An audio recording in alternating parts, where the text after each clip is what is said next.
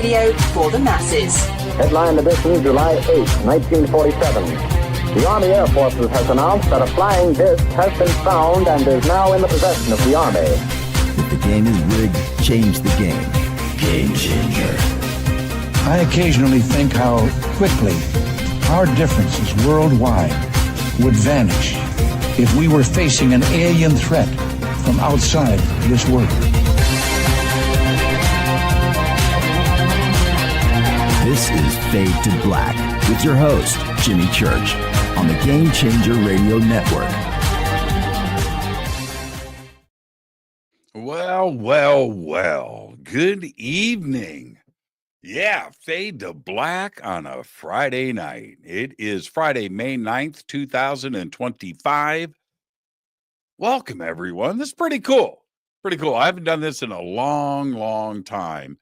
And I just popped up in the chat there just to say thank you to everybody for joining us tonight, because this is out of the norm. Everybody knows we are live Monday through Thursday, and it has been that way for 12 years.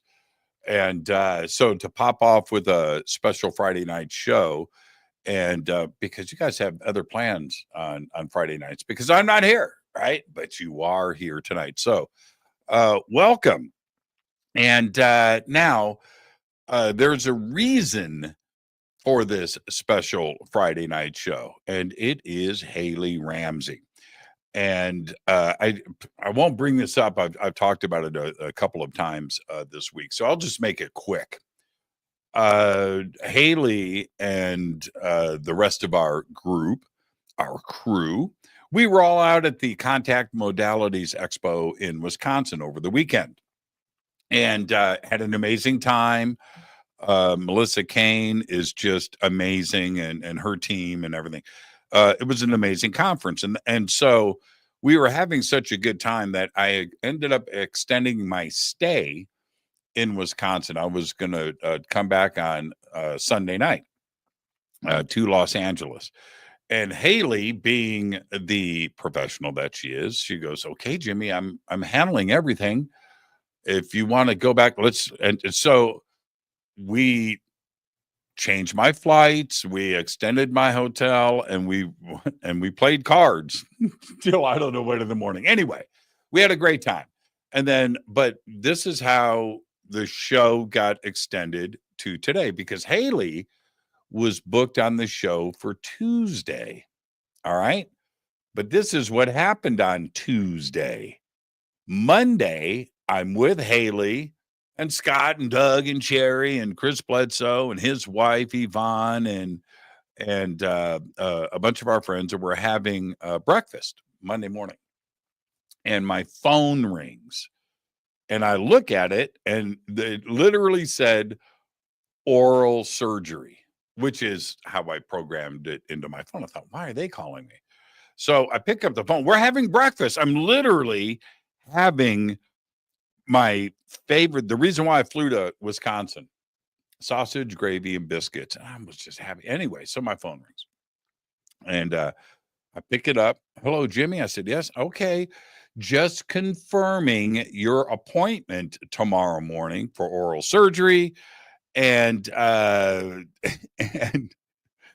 and you are going to be put under. So make sure that you have a ride home." I said, "Excuse me? What'd you just say?" I did, literally. And they repeated, and I said, "Okay." And I hang up and I go, "Man, I got surgery in the morning." So I jumped on the plane, flew home. The next day, Haley's still booked on the show. She's still booked. I'm thinking, this is nothing. I get this stuff done every week. What's another day, right, in the chair? And I go and I have everything done. And after I came out of everything, and I felt fine, I was like, okay, everything's cool. I go to the pharmacy to pick up meds, antibiotics, a prescription mouth rinse, and all of this stuff. So I'm there picking up, and I'm there at the pharmacy. It's like 45 minutes later, but everything starts to wear off. It's like, Oh, uh-oh. This is real pain. And I felt it coming on, and it only took about 10 minutes. It went from like 0 to not 100, more like 1,000 or 1,500. It was like that. And I get the meds, and I'm heading, and I get home, and I text Haley. As a matter of fact, Haley, I'm going to bring Haley on here in just a second. Haley, don't tell everybody the language that I used in that text, but the language in the text was passionate and real. It was from the heart. Yeah, it was a lot of F-bombs. It was insane. So anyway, had to cancel the show.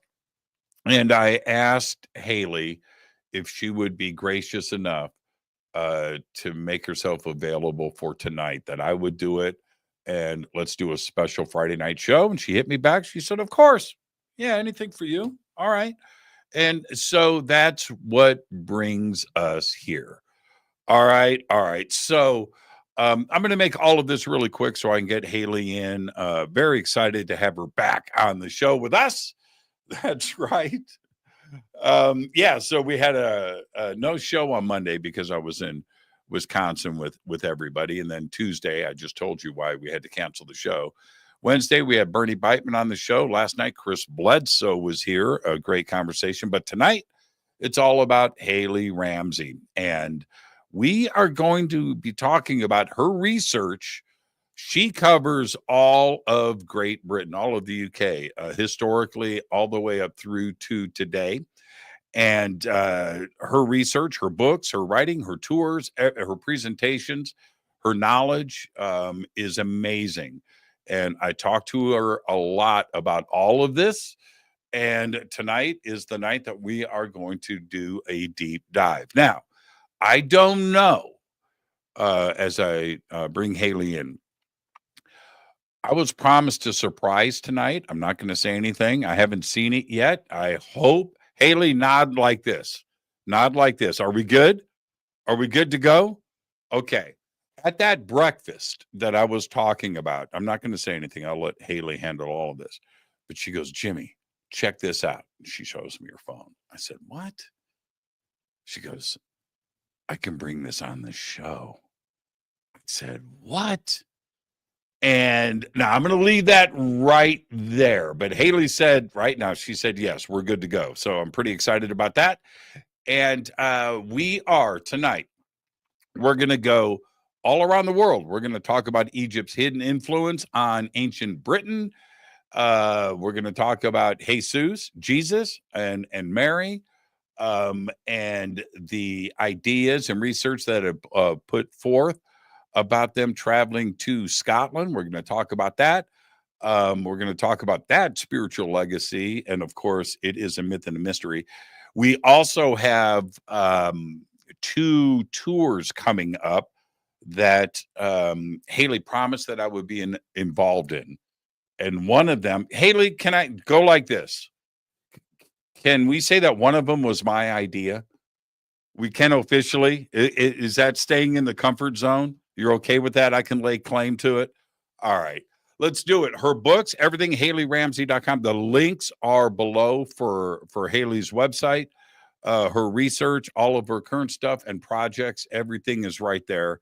And I'd like to welcome for the second time to Fade to Black, Hayley Ramsey. Haley, listen, we're in this timeline. Yeah, this timeline, all right.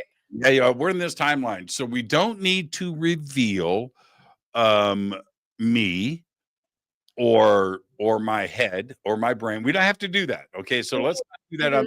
Never do that to you. Okay. Okay, yeah.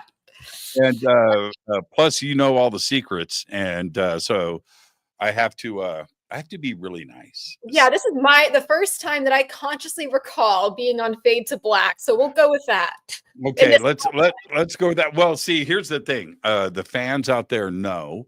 I was watching the chat, and somebody said, Jimmy, better give her the first time guest disclaimer. And then somebody else sent me an email today, Haley. It was very funny. people pay attention, right? They do. But Jimmy Somebody does. sent me an email and say, no, but I don't. Somebody sent me an email today that said, does Haley's hands count for being a guest on the show? Or does she get the first time guest disclaimer? How that people pay attention. My hands. People, yeah, because a couple of shows you were off to the side. Oh, yeah, that's right. Correcting Scott. It was great. And yeah. So your hands were in the show. But anyway, so let's do that. Between friends, this is going to be amazing. First time guest disclaimer for Hayley Ramsey. Haley, it's just you and I sitting on my couch having a conversation as friends. Where the conversation starts, it starts. Where it ends, it ends. But we're going to end as friends. Now, you have to accept so we can move on. Of course I accept. Okay. All right. See, I was kind of, see, you could have put an asterisk on that and said, but you didn't. You did good. You did good. But I really don't remember the first time that you had me on my show. So you don't have to tell me about that for me. See, this is the problem when you have two close friends on the show. We can turn it into that and have fun, or we can just talk about ancient history. It's your choice. Well, we can do both, I think. I think we can have you want to go there. See, and nobody knows. But okay, but here's the other thing with that.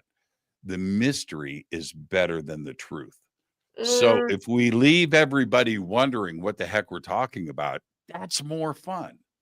All right. So let's talk about what we were kind of alluding to earlier and nodding about. Yeah. Let's do two things first before we jump into the deep end of the pool here. You do a lot of tours of Scotland and Great Britain in general, right? And I want to talk about how you put those together and where you go, because you've got one tour that's imminent, and then you've got one that is in the planning stages, and then we've got one from the mind of Jimmy Church that I think is really cool too. It's a little bit different, right? Yeah, it's a little bit different. Yeah. And well, let's talk about that one first, actually, not because it's about me, but because it's different. It's different. It's about you. Let's talk about that one because it's about you, Jimmy, and it's your show. Yeah. Okay. All right. Sounds good. Only because okay, so let's set this up a little bit, Haley. We were looking at, you were sharing images of different castles in Scotland with us and talking about what makes them special throughout history, but also how they have been seen in modern productions and movies and TV. And I'm looking and I said, can we go to one of the castles from Monty Python and the Holy Grail? And you go, yeah, of course. And then the idea took off from there. What's the idea? What are we going to do? So this started when I showed you a castle that was used in the TV show Outlander, since I do Outlander tours as well. And you got real excited when I showed you Dune Castle that was used in Monty Python and the Holy Grail. So Jimmy had the idea of us doing a Monty Python and the Holy Grail tour in Scotland, which I am currently organizing the itinerary for the summer of 2026. So we are going to do, have we named it yet? Well, I was thinking it's going to be the Monty Python and the Holy Grail tour. Why? Well, is there a trademark on that, or can we do that? We can definitely do that. Absolutely. Okay. So that's what we are going to do, everybody. We are going to go to the locations that were used in the movie. And I got to tell you, for so many, we're talking about a few generations, that movie means so much for different reasons, to different people. But the scenes, the sets, the interiors and the exteriors are iconic and have become a part of pop culture, haven't they? They really have, yes. And quoting the movie, right? Absolutely. Oh, I think I said, I remember what I said. Oh, by the way, lots of things, Jimmy. You said lots of things.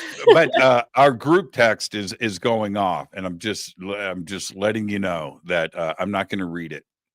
I'm not going to read it. I said, let's call it People Call Me Tim Yes. World Tour.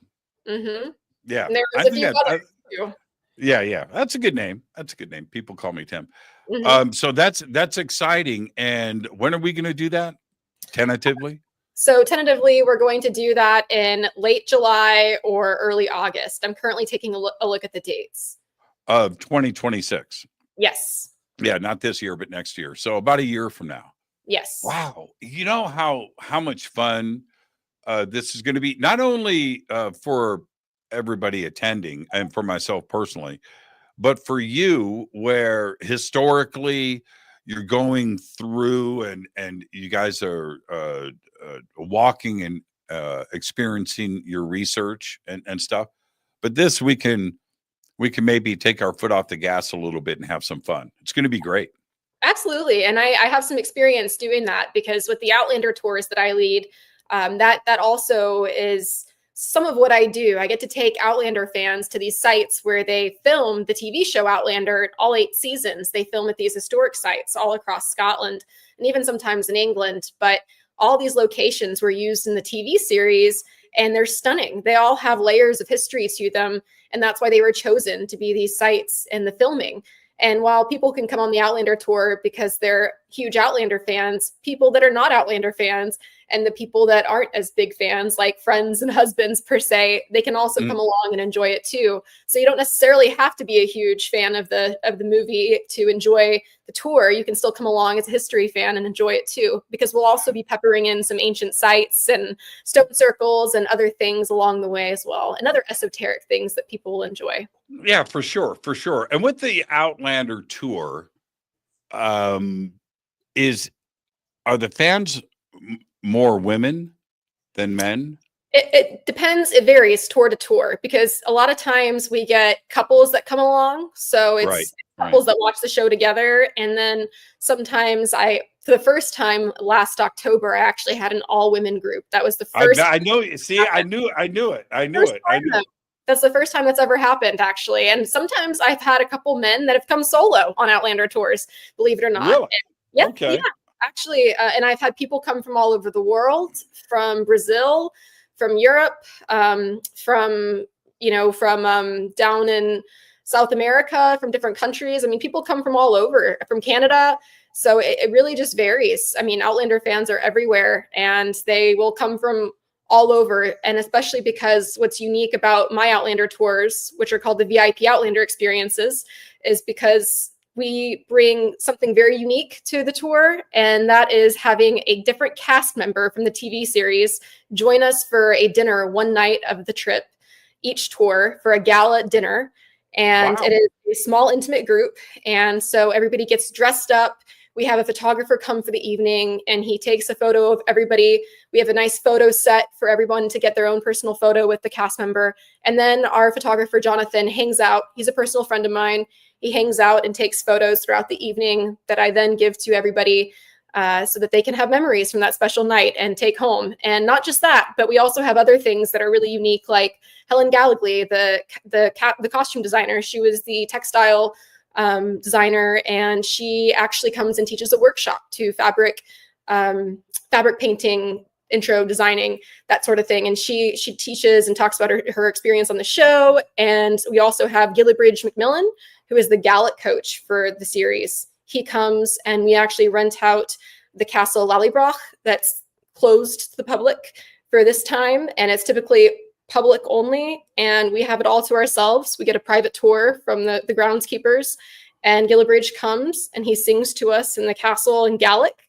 And he was also the bard in season 1 and singing in Gaelic in Castle Leach. So it's a really unique experience that you won't get anywhere else. And we keep it very small and intimate, as we do with all our tours. Well, all of my tours are very small and intimate. And with all of them, you have everything included. It's all inclusive aside from airfare, and everything is top notch, 5-star. Yeah, I know how you do things. And I had a friend, a friend, anyway, so we're having dinner one night, and somehow Outlander comes up, and she says to the table, right? This wasn't to me, this is to everybody. She goes, Outlander is my bath time. Yeah, just like that. She goes, candles. And I watch Outlander. I was like, okay, you go, girl. All right. Okay. See, I totally get it. I totally get it. I you know, totally Jamie get it. Fraser, I understand. That's some bath time material right there. Yeah, I could. Yeah. I was like, okay. I don't know if you needed to share that, but I get it. I get that. Maybe we can get somebody from Monty Python to come hang out with us for a night. Jimmy, I've already got that in the works. So Okay. All right. I know you do. What is for you? What's so special about the UK and ancient Great Britain? You've spent so much time in research and writing, and of course the tours. Why? Well, there's a few reasons. One was back in 2019. My grandfather, who adopted me, is my father, as I knew him. He and I were very close, and he had been in the Green Beret. He had served for a long time, and he had been in Vietnam 3 times. He'd been exposed to Agent Orange, and he had pancreatic cancer. And in 2019, he passed away. And in order to get closer to him, I had begun studying our genealogy, and it brought me back to Scotland, as he was a Ramsay, and I traced his lineage all the way back to the Earls of Dalhousie. And he was a direct descendant of the Earls of Dalhousie. So I decided that I wanted to take his ashes, some of them at least, back to our ancestral home, which was Dalhousie Castle. And it's now a luxury hotel and spa. And actually one of the hotels that I work very closely with, and I bring many of my groups to, and will likely work with on our Monty Python and the Holy Grail tour. And so I decided to take some of his ashes there. And upon arrival, when I stepped off that plane, and I went on my own, it was a solo journey. When I stepped off the plane, I had never felt the sense of being home before. And it was such a powerful feeling. I was so emotional and I couldn't believe it. And when I went to Dalhousie, I spread some of his ashes in the old graveyard that went back to the 1200s. And it had some of his ancestors buried there, of course, the Ramsays going back to the 1200s. And I decided that I wanted to come back and do some research. I was working on my book at the time, The Bringer of Life. And I wanted to come back that fall and continue to work on it and do research. So I decided that I was going to start doing tours, and I was going to move to the UK somehow. So that fall, I packed up and I told my mom what I was doing, and I moved to Scotland, and I was the residential tour guide at Dalhousie Castle at our ancestral home. Yeah. So I decided to do that. I lived on site for about 6 months until COVID happened. And when COVID happened, I decided to come back to the United States and ride that out here. But for that time period that I was at Dalhousie, it was really special getting to live in my ancestral home. And what they did down at the front desk is they had been selling my tours, which were Templar tours, essentially. And I was taking guests to Roslin Chapel every day, amongst other places. And so I got to know the manager at Roslin very well, and I got to know the employees there very well. And every day I went to the chapel, I still found new things and learned more and more. Even as a tour guide, I still to this day always find new things each time I visit. And I learned so much being there, and still in Scotland. You can never stop learning. There is so much to learn and discover always. So I really enjoyed that. And I decided that after COVID, I would start doing these larger package tours instead of just offering day tours. And so that's what I did. And I decided to offer these larger Knights Templar King Arthur tours. I was always really drawn to Grail legends. As a child, my favorite movie was The Sword and the Stone. The cartoon. Yeah. Yes. Yeah. And so I did a lot of research into these Arthurian sites, and there was a real King Arthur in Scotland.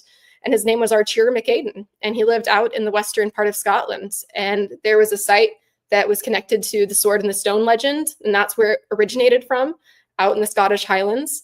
And that's one of the places that I took Sherry and Doug to, for example, on our tour. They came on the Esoteric Scotland tour, which I'm offering again in 2026 in June. And that covers all the Templar and Arthurian places that are just extremely magical and potent in Grail legends and the Knights Templar. And where there was King Arthur, there were the Templars nearby. I mean, it's just truly a magical place. Yeah, man, that's it's just you're right about that. There's something else I wanted to ask you about, the spiritual connection because of your lineage, and how that must have felt. But there's something else. I feel a connection, and it's deep, with South America. Mm-hmm. Like you just walk around, it's like, man, I've been down this road already, like, 5,000 years ago or whatever. And I feel that that's not an imaginary thing. You just feel the connection. But I also felt it in London. Very, very strange, and Manchester too as well. And all of some people complain the food is great. People come, I don't know. There's something about, I just felt like I was at home. Yeah, I absolutely love Britain as a whole. I mean, the second that I get back into Britain, just being in Britain, I mean, I was flying over to France about a month ago, and even just being in London for a layover, I was just feeling like I can breathe again. Just transiting through, and I'm getting ready to fly back over this weekend, and I'm just so looking forward to it, because for me, it's my safe place. It's where I feel at home. Yeah, for sure. Yeah. One last thing really quick, and then I want to get back to you. When I went to Buckingham Palace and to Westminster Abbey, which is right down the street, I didn't get excited because it just felt normal. Right. I wasn't like, I didn't do that. It just felt like I was walking past my neighbor's house. You know what I mean? I felt very comfortable. I can see that. Yeah. It's I love it. I love it. I love walking around and checking out things there, and especially with a city like London, and well, all the cities in Great Britain are this way. They're old. People don't understand. They don't. We don't look at London properly. Okay? The Romans were there before Christ. Right? I mean, just think about that for a second. Yes. That's how old it is. Yeah, it's nuts, man. It's nuts. Historically, you can walk around and you can see very ancient things in London everywhere. It's like it's everywhere. So much fun. So what was it like spiritually for you? Did you cop a vibe? Oh, yeah, absolutely. And you know what? My intuition is so much more heightened being over there, for sure. And spiritually, I feel like I just am able to work much more fluidly. When I'm working on a book, which I am right now, I'm working on the book From Ra to Ramsey, Rediscovering the Egyptian Origins of Britain. We're going to talk about that tonight too, about the ancient Egyptian connections to Britain. When I'm working on my books that way, it just flows so much better. I don't get any writer's block or anything like that. I just feel so much more fluid, so much more relaxed, and I'm able to just focus and connect to spirit so much more than I am when I'm here. I feel so much more clear-headed, which is just a sign. I feel like that's where I'm from, and that's where I'm meant to be. You've got a British vibe to you. Yeah, I've been told by the Saxon look. Yeah, you do. Yeah, it works. Yeah, now that you mention it like that, I'm going to look at you totally different. So you need to, do you remember the band? What was that band? Oh, it's before your time. Somebody help me out in the chat. The Bay City Rollers. Look up the Bay City Rollers. Here, I'll help you. You need to get some Bay City roller pants. Bay City roller pants. Yeah. Hold on. You ready? I'm going to pull up an image, and right now the chat is already laughing. Oh, here's the Bay City roller pants right here. Okay, this is perfect. Oh gosh. Okay, this is what I'm talking about right here. This is yeah, I'm just going to do this. I'm going to do this out loud, everybody. Here we go. All right. I've got it right here. Da-da-da-da-da-da. You know what? I'm going to gift you these pants. I'm going to get these. Okay. Oh, Lord. Okay. All right. I'm going to get these pants. And there they are right there. You ready? Mm-hmm. I'm going to get you those. Okay. I can rock those. Yeah, you could. I can vibe with that. Yeah. The Bay City Rollers, man. All right. I'll have to check them out. Yeah, yeah. A Saxon look. Oh my God, the Bay City Rollers. There they are right there. Yeah, that's Hey, I'm going to perfect. tell you, hey, all kidding aside, back in the day, in their day, they rocked. Bay City Rollers rocked. And I was into all that heavy stuff back then, Led Zeppelin and, all that Black Sabbath. And Bay City Rollers, I'm okay with it. I'm okay with it. Yeah, they rocked. They rocked. They rocked. What was that song that they had? Hello, Governor. What was the big hit? Saturday Night.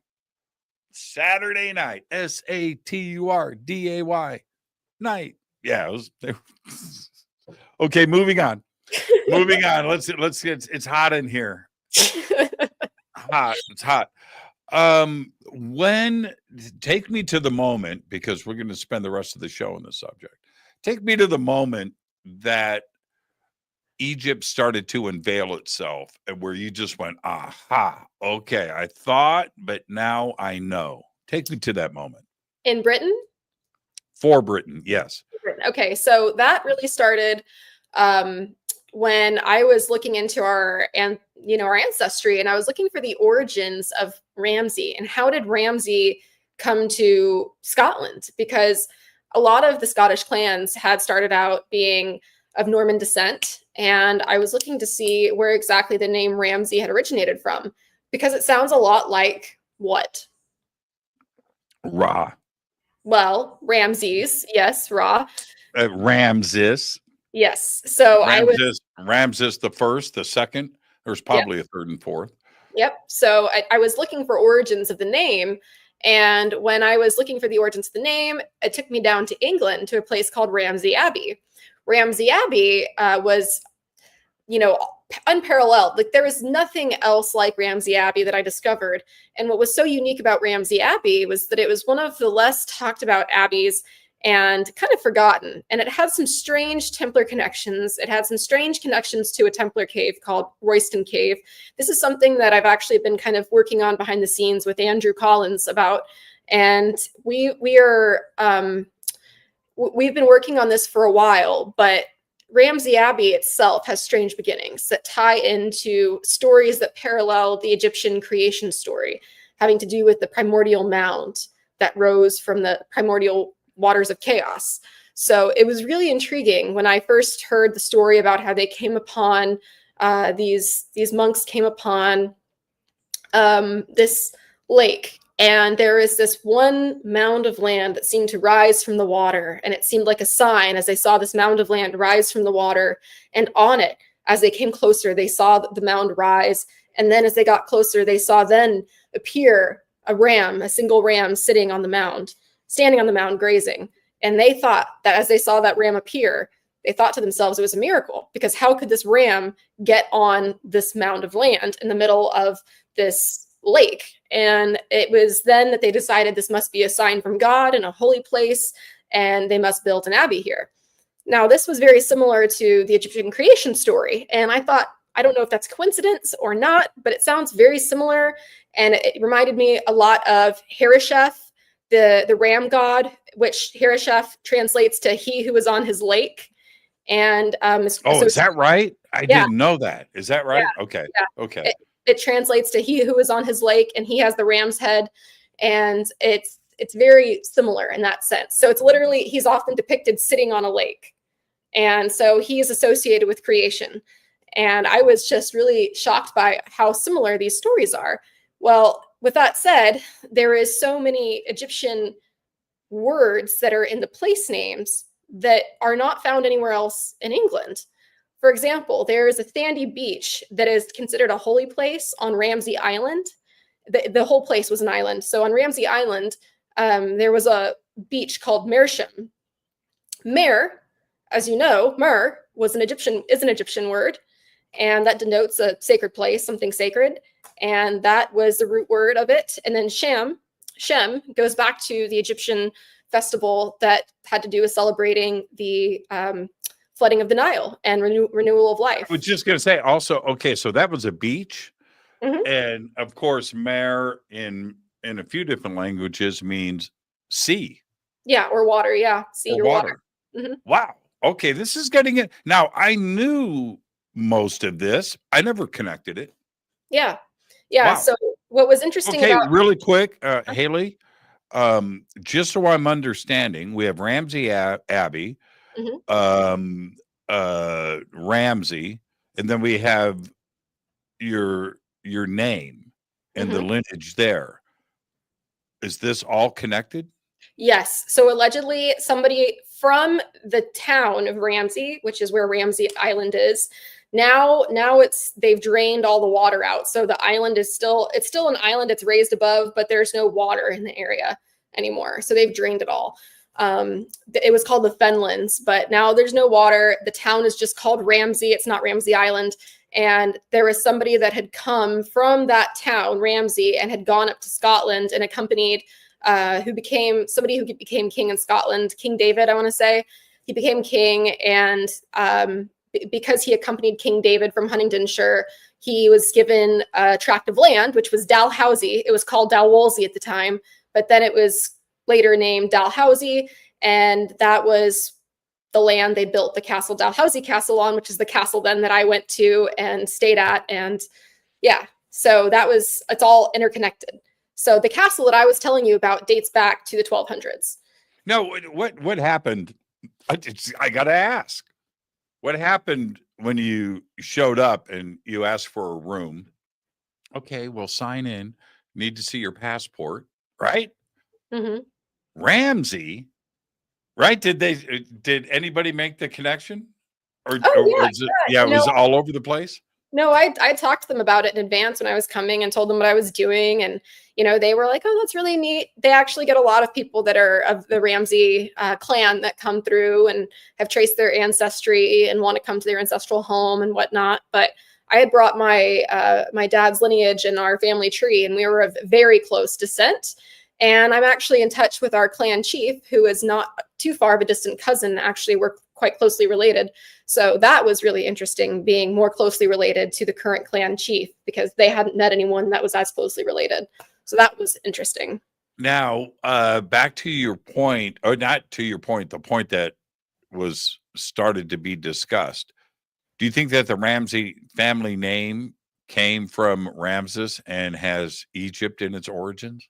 Oh, for sure. And we'll get to that. So going back down south to England, the name for Ramsey Abbey, they say, came from the fact that there was a ram on that water and that primordial sea, and they called it Ramsey Abbey, and it came from Ram of the Sea, hence Ramsey. So over time, it just became Ramsey instead of Ram of the Sea. Mm-hmm. So Man, they dropped the of the sea. That's pretty cool. See, I have a boring last name. Mm-hmm. Yeah, Church. Who cares? Who cares?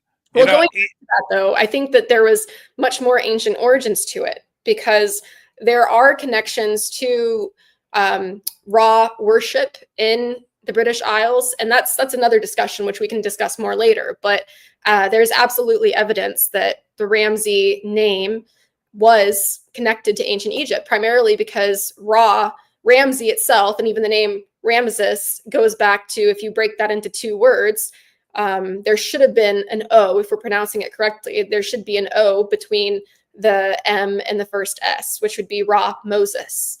And that would actually mean born of Ra, because the name Ramses means born of Ra, and Moses means born of. Okay, so we're going to circle back to all of this. The René Le Chateau, which we talked about this weekend, is something that I have been following and researching for a long time. Everything that happened later, especially in the 2000s, around René Le Chateau, that happened in popular culture. That was a Dan Brown kind of thing, right? Right. Holy blood, holy grail, and everything. But I had this deep interest with it, and for you to get to know everybody, you've been there a lot. I haven't been there yet, and I can't wait to do that. but that location seems to be connected with so many different things, isn't it? Right? Can we address that? Because I want to circle back and reconnect the dots with this later. Yes, definitely. So Rennes-le-Chateau itself is home to a church that's dedicated to Saint Mary Magdalene. And the south of France is home to several sites that are dedicated to Saint Mary. And the reason being is because it's said that after the crucifixion, Mary Magdalene and even Jesus fled to the south of France. The local story that is told in the south of France is that they fled to Egypt to a port. And when they boarded a boat, the Roman soldiers recognized Jesus and they broke the rudders of the boat and pushed them adrift. And they ended up on the shore of the south of France. And when they came to the south of France, they spent some time down there and then they went north and they ended up in the British Isles. And there's a lot of evidence that they were in the British Isles. What about, real quick, this is a little side thing. Do you think Notre Dame is named after Mary? Oh, for sure. It's dedicated to Our Lady. Yeah. Notre Dame. Crazy, isn't it? Yeah. Okay, that was a little side thing. My brain has a way of doing that. Is it a case of where there's smoke, there's fire? Well, When Jimmy, you start at the south of France, everything is Mary. oh yes, because Mary Magdalene was down there. So naturally, That's what I'm saying. there was a huge cult of the Black Madonna down there, and there are several temples dedicated to Isis down there, and that goes back to the cult of the Black Madonna. And Mary Magdalene herself, she was teaching these principles that had to do with the divine feminine. And Jesus and Mary Magdalene were teaching the ideology of both God and goddess, of duality, mother, father, God, of a dual gendered God. And that was one of the most important elements of the ancient Hebrew priesthood and of the Gnostic Christianity, of the true teachings of Jesus. And that's what he was really trying to perpetuate. But the Roman Catholic Church put a halt to that real quick. And you can follow it from the south of France straight over to Great Britain. Absolutely. I mean, it's everywhere. All right. Did Jesus land in the south of France in the same boat as Mary? Yes. From the evidence that I've gathered, yes. Are either of us going to be struck by lightning during this show today? I hope not. It's a possibility. It's a possibility. Well, we got a new Pope Bobby, so we may be okay. Pope Bobby, the Chicago Pope, isn't that crazy? Yeah. Yeah. Chicago Pope. Yeah, Chicago Pope. Let's not get too sideways. Okay, so these connections, I'm just gonna call a spade right now. We're already revealed before Dan Brown. Dan Brown commercialized it, but researchers have been making these connections going back hundreds of years. Yes, definitely. And, there was a priest that lived in Rennes-le-Chateau that had allegedly found a hoard of treasure, something that made him incredibly wealthy in the later years. And he ended up going and building, he built himself a residence that ended up being costly. He ended up having this money that seemingly came from nowhere. He found these documents, or this scroll, inside a pillar in the church. And this had been home to a Visigoth royal family previously, the area of Rennes-le-Chateau. And back in this time period, it was believed that they were descendants, that someone had married into the Visigoth family that were from the lineage of Jesus and Mary Magdalene, that had been from the Merovingian line. Because the Merovingian line, if you break the word down, would be Merovingian, the vine of Mary, or the bloodline of Mary.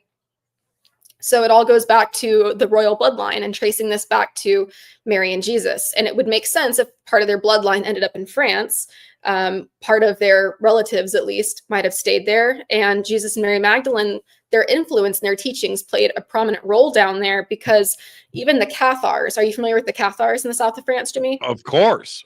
Yes. So the Albigensian Crusade that was led against the Cathars, that was one of the big crusades that the Roman Catholic Church led against what they called the heretics, because these were Christians that were practicing Gnosticism, and they were believing in a dual-gendered God. They were believing in sacred duality, and women were able to be equals to men. They were able to be priests. They were able to be bishops. They were able to do everything that men could. They believed in sacred love. They believed in, living and being poor. They believed in giving to others and doing all of the good work that Jesus and Mary Magdalene did. But the church didn't like it. They saw it as a threat.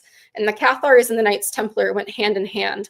And at Montségur, where allegedly the Grail may have been kept, and it depends on what you define the Grail as, whether it's a treasure or a work of knowledge, a book, or even something else, maybe a bloodline, maybe something else entirely. We really don't know. But at some point, whenever they were trying to basically starve the Cathars out from Montségur up on this hilltop, they, in the middle of the night, supposedly had a couple of Cathars sneak out from the backside, go down this mountain, and allegedly meet some Templar knights, who then took said Grail or treasure and took it somewhere safe.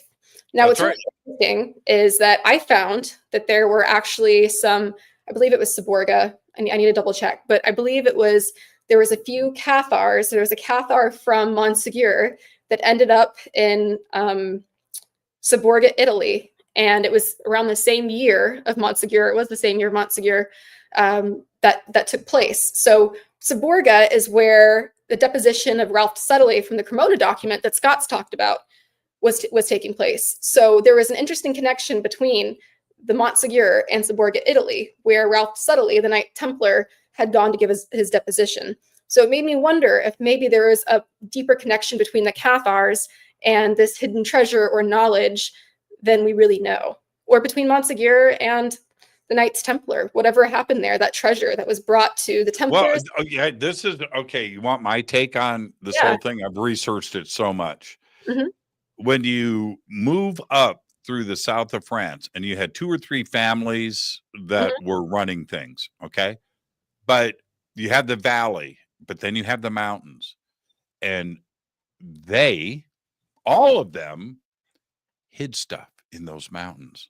Yep. This is common knowledge, and there are caves there that all kinds of things were hidden in, sealed up, and then history got in the way.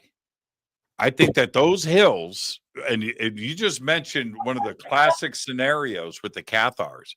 That's a very popular story. I don't think it made it out of France. I don't know what it was, right? But I think that's what they were doing. They were going up in the hills, and they had places, and they hid stuff. And there's a lot of stuff up there that's never been discovered. Let me push back on that, Jimmy, because Seborga is not very far from Montségur. That's right. It's not far at all. It's actually, right across the border from the south of France. So it wouldn't be that far of a trek to Seborga or to Cremona. So it would be possible just in a few days' ride that they could have gotten there. Yeah. My point is, it's just not one situation. I think that there are multiple caves where different stuff throughout history has been hidden and kept safe, and it's still safe. Yeah. Absolutely. I agree completely. I think there is so much, especially in the south of France, but considering it was such a hot spot for heretics and for the Cathars, and there was so much going on back then, I would have thought that anything significant, they probably would have wanted to get far out of Dodge if possible. But with that said, too, there's just so much as far as riches and treasure that was down there. I mean, who knows? I think that there is so much far and wide, but I don't want to get bogged down and run Le Chateau. I want us to move forward onto some more. Let's move forward. And because, see, you're reading my mind. You just know me too well. Did Egypt beat Mary and Jesus to that end of the Mediterranean? Yes. And part of the reason that I believe Jesus and Mary Magdalene ended up going to Britain is because they knew it was their ancestral homeland. Keep going. I believe that the evidence that they ended up making it there is because about 2000 BC, there's plenty of evidence that the Egyptians ended up there. One of the reasons that I believe you can see the influence in Celtic religion today is because of the Celtic goddess Danu. Now, this is one of the things that I found here pretty recently that I was just blown away with the similarities between. Now, I'm not sure if you've heard of the Egyptian god. He's not very popular. Tatanen. Have you heard of him? No. Tatanen. If you Google him, you can look him up. He's not a very popular god. I thought I knew all the gods. No. Wait. This is great. Tatanen? Yes. Tatanen.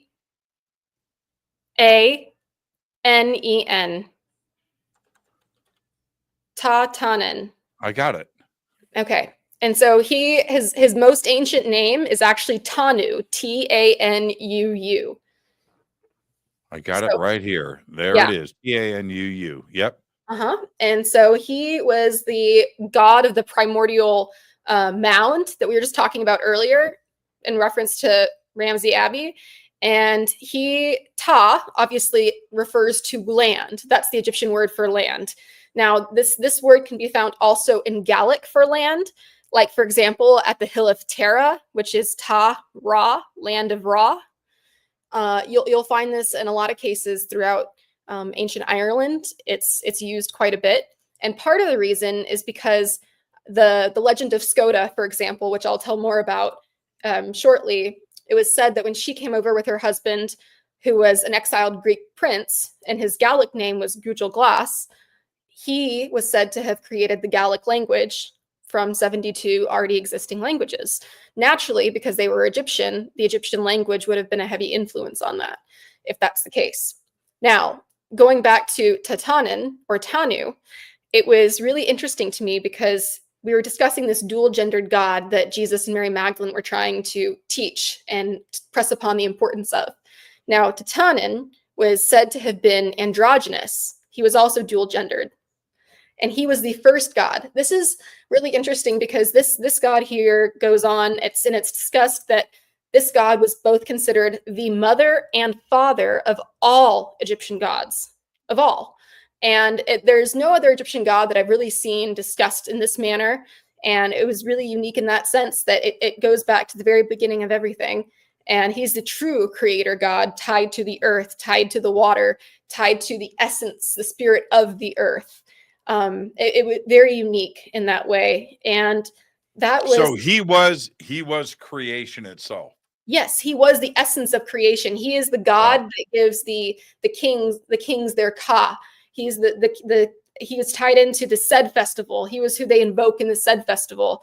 And he's the one that they invoke during the coronation ceremonies. I mean, he is always there, silent, but there. They invoke him. And then he was also associated with later on with Ta. So there was a lot of, he was then just basically lost through time because he was a more ancient god dating back to about 2000, older than 2000 BC, as early as about 2500 BC. So about 2000 BC in Ireland, a goddess named Danu shows up, Danuu. And Danu is this mother goddess. But the interesting thing is she's not associated with creation. Though she's like the mother goddess of all life, and she's associated with the earth specifically, she's called the Lady of the Mound. Shut up. No, dead serious. The Lady of the Mound. And keep going. You got me on the edge of my seat. Let's go. So the this lady is great. Okay. So the Lady of the Mound, she's also associated with the rivers and all that flows, just like how Tanu is as well. And she's associated with the life force of everything that flows through the earth and moves through the earth. And she's associated with being the mother of the Tuahu de Danann, who are the gods of all of ancient Ireland. She is the mother of the gods. And this is also another similarity between the two. While she is not considered to be androgynous, she's very feminine. She was not considered to be a creator god, but she was considered to be the mother goddess. Now, part of the reason of the mound. Yeah, but why I find this relevant, while she's not considered to be a creator goddess, and there's not really a whole bunch of deities considered to be associated with creation in ancient Celtic lore in Ireland, I find that interesting because if the ancient Egyptians had brought her with them over to Ireland, they wouldn't have had a creation story in Ireland because their creation would have happened in Egypt. Are you following? And yes, yeah, totally. And now that I've seen the images of Tutankhamun, green skin, green imaging, I should say, green imaging, which when you go through Egypt, and most people, we just accept the imaging and the art and the sculpture, but you don't understand the significance of it. And when you see an Egyptian god painted in green, this is very, very important. But you see it everywhere, don't you? What is it? Okay, so I'm going to take it from the Celtic side of things, because this is also really important to the evidence of the connection to Egyptian Britain. We have obviously one of the most iconic figures and faces that you see in Rosslyn Chapel. What is that? In Rosslyn Chapel, the faces that we see? Is that what you're asking? Yeah. Do you know? Okay. No, you're pulling a Scott on me. You just want to see me. Okay. All right. That is proof. Okay. I'm telling you right now. I know someone in the chat knows. Come on. No, the next time we are together and we talk about questions being thrown at me just to see me sweat. Okay, we're going to do it. Okay. And all right. I'm going to reference this moment at 7:57 Pacific time. Okay. But what's the face? Okay. The Green Man, the Celtic Green Man. Oh, yeah, of course. Yeah, duh. Yeah, So yeah. Anyway, with that said, the Celtic Green Man does appear to have Egyptian origins. And I was thinking about this, and part of the reason is the Green Man is associated, obviously, with rebirth, death, and resurrection, the cycle of life, just like Osiris is, associated with death and resurrection, rebirth, being painted green for those reasons. And that's why, and Isis, his counterpart, she's the one that's, expected to resurrect him, just like Mary Magdalene is the priestess that performs the rites to resurrect Jesus in the tomb after his ritual death at the crucifixion. And much the same, I was looking into the Gujal Glass, the husband of Princess Skoda, who was likely the daughter of Meritaten, and likely the daughter Meritaten of Akhenaten. And when she took a group of people, this exodus essentially out of Egypt to go west, she adopted the nickname Skadai, which then became Skoda. And this actually meant in Egyptian, the boat of the western setting sun, or the boat going towards the western setting sun. So this was perfectly fitting because she was taking her group going west, and they stopped first in the Iberian Peninsula in Spain on the east coast, and there's evidence of that in the place names. So there's a river, and we have a Spain and Portugal tour coming up first. That's my first tour of the season, and that starts June 1st. And one of the Templar castles we stop at is actually on one of the rivers and near one of the places where their first settlement was said to be along their journey. And their first settlement was said to be Brigantia. They tried to settle here in Spain, and they were run out by the natives. But the evidence of them being there exists in the name of the river today. The name of the river is called Ebro. Now, Ebro itself derives from the word Hebrew, and Hebrew comes from the name for the Nile people, or the river people. So Hebrew is a direct derivative of that, meaning the people of the river or the people of the Nile. So the name Ebro, E-E-B-R, Ebro River, directly descends from that name. And there's a Knights Templar castle called Miravet Castle that we visit. It's a giant fortress right on that river, and it's absolutely stunning. Okay, so the origin stories and the similarities between so many different cultures, but when we are talking about at the time of Akhenaten or before, now we're at 1500 to 2000 BC. Mary and Jesus and that resurrection, which is very similar, to Well, anyway, I don't want to get sideways, but the stories are 2,000 years apart. So I don't think it's coincidence. I think that there's something to this. Absolutely. The rituals are definitely similar. And with that said, I mean, this was just this whole Ebro River, that was just one stop for them. And then in going, they got run out by the natives, essentially. They start heading towards the Emerald Isle. And I wanted to go back to Gujal Glass, her husband, who created the Gallic language. So his name, Gujal Glass. Gujal is a very strange name in the Gallic language. It's not a modern word. And I was trying to find any translation online of Gujal Glass, of his name. Strangely, there was as much talk as there is about the Skoda legend online. There is nothing about the translation for Gujal Glass. So I thought this was really strange. Don't mind the neighing in the back. That's my mom's phone, if you can hear that. That's your mom's phone? Yeah, that's her ringtone. She's a horse gal. She's a riding instructor.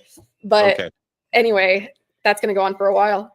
So her husband, Gujal Glass, his name, that was an ancient name or title really for a man. So it was just a word that translated to man. I found out eventually as I was going through trying old dictionaries, old Gaelic, Irish Gaelic dictionaries. I couldn't find anything. And when finally I found that, it was just an ancient name or title for man, Gaelic man, local Gaelic man, native Gaelic man. And then glass, of course, translates to green. Like Glasgow, the city, means the green hollows.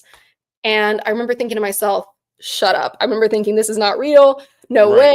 Because Gujal Glass then translates to the green man. That's crazy. Yeah. And so this is Skoda's husband. They're coming from Egypt, and his name translates to green man in Gaelic. Now, what's your theory here? Did they go to Egypt, or did Egypt go there? So Egypt came here. And the reason why I believe that is because most probably one of the possibilities of whoever it was, Gujal Glass could have been the title given to them, because whoever her husband was would have been the leader of the people. And whoever the leader of the people would have been their king or their pharaoh. And the pharaoh was considered Horus. Now, upon death, the pharaoh becomes Osiris, right? And upon death, Osiris is becoming green. And that would be appropriate, right? So it seemed to be maybe a title or a name of honor bestowed upon him. You know, ancestor worship was very popular, especially among the Celts. So this could have been something that was maybe done in honor of their ancestor that brought them here. And it was something that they called him in honor of them bringing them to this new promised land, if you will, or, helping them out of Egypt during this turbulent time of unsteadiness and instability during this religious upheaval and political instability. So I think that it could have been something a name or a title to honor their pharaoh, their leader.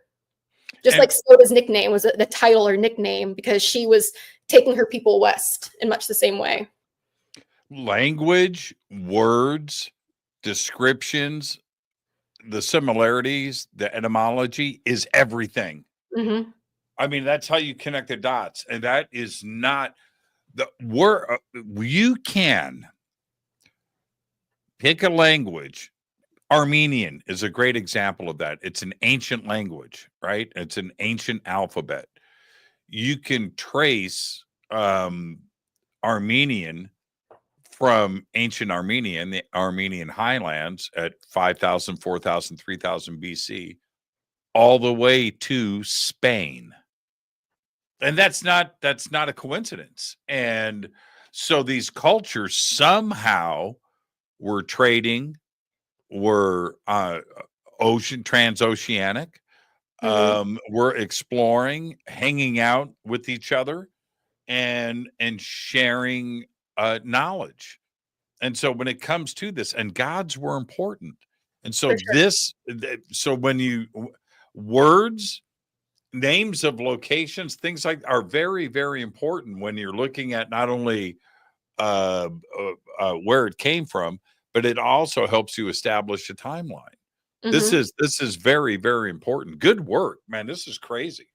Thank you. Yeah. So when I came across that and the whole Gujral glass, I was really shocked because that word Gujral is not used in modern times at all, and nobody else had translated that. And I reached out to my friend Gillibridge, who's the Gaelic coach for Outlander. As I mentioned, he's a native Gaelic speaker. He grew up in the Hebridean Islands in Scotland, speaking Gaelic. So whenever I have questions about the language and about different eras of the use of the language, I always reach out to him to verify if I'm on the right track or not.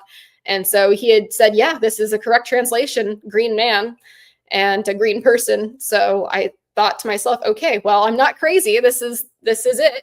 And this was definitely a title likely, bestowed upon somebody maybe after their death, after they've been gone.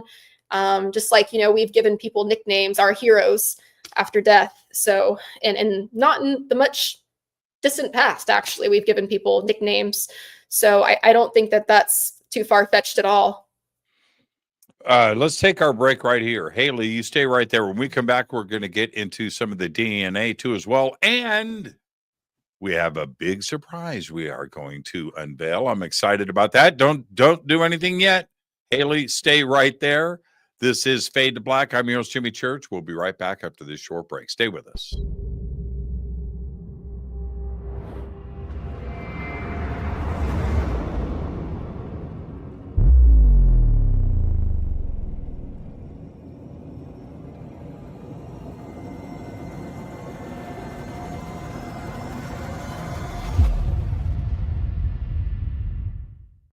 Subscribe to our YouTube channel to get your alerts and access to over 2,000 videos. Click that subscribe button right now. Go to jimmychurchradio.com and get the Fade to Black official podcast. 2,000 episodes, all of them commercial free for just $2 a month.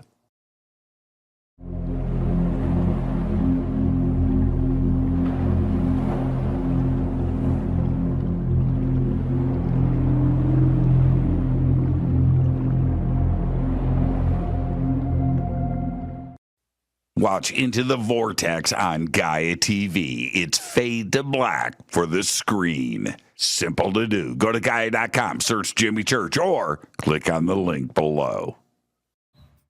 Follow Fade to Black on Twitter at JChurchRadio. Get all of the show updates every single day. It's now called X, but who cares? How you doing? Jimmy Church here. Special announcement. Get your Fade to Black t-shirts. That's right. Help support the show. Help support everything that we do over here. We've got 2 t-shirts. We've got 2 ways to get them. Get your Fade to Black t-shirt today.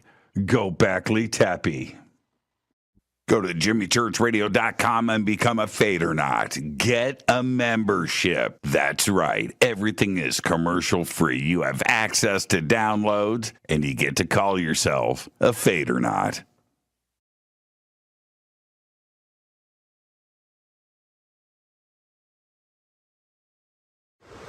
Today we're headed to Bolivia, Tiwanaku, Peru, and of course, Pumapunku. Brian, exciting.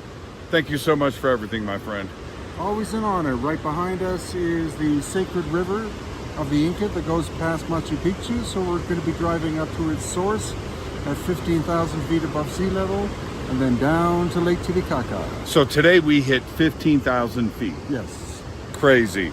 And you can do it with us. All you have to do is go to hiddenincatours.com. Simple. We've got 2 tours coming up next year, one in June for the summer solstice, right?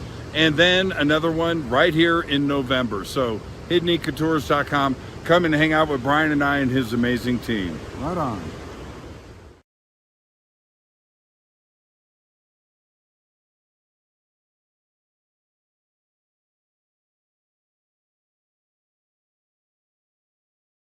River Moon Coffee, makers of the Fade to Black blend. Truly the best coffee on planet Earth. Just visit rivermoonwellness.com or their Amazon store. It's all simple to do. You can check out the Fade to Black blend, the Game Changer blend, or any of their Black Moon Wellness products. It's the only coffee I drink.